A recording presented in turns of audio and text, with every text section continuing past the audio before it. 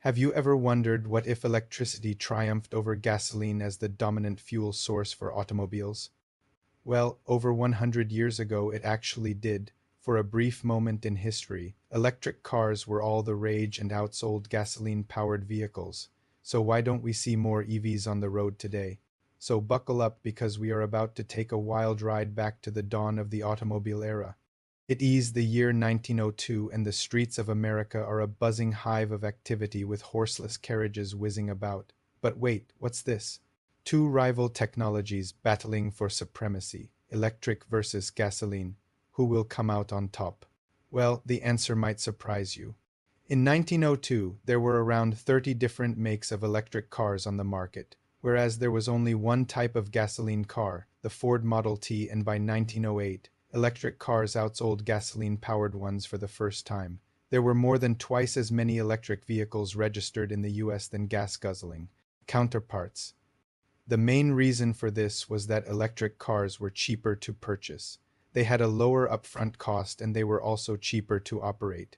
Gasoline was not as readily available and it was more expensive. But wait, if electric cars were so great, why did they lose out to gasoline-powered vehicles? Well, there were several reasons. First of all, electric cars had a major drawback: limited range. The average electric vehicle could only travel about 50 miles on a single charge. And let's face it, that's not exactly ideal for long-distance travel.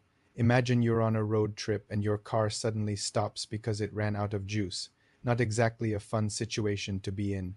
Not only that, but charging an electric car took a whopping 8 hours.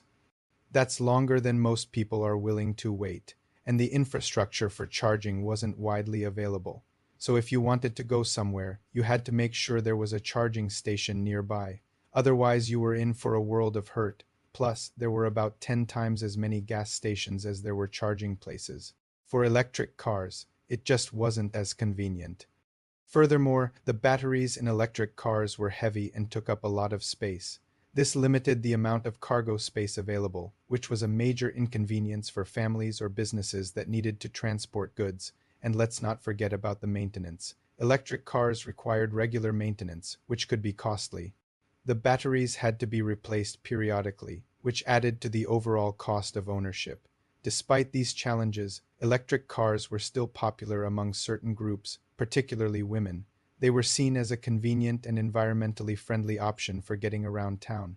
However, the rise of mass manufacturing of gasoline-powered cars changed everything. The Ford Model T was a game changer and its low price made it accessible to the masses.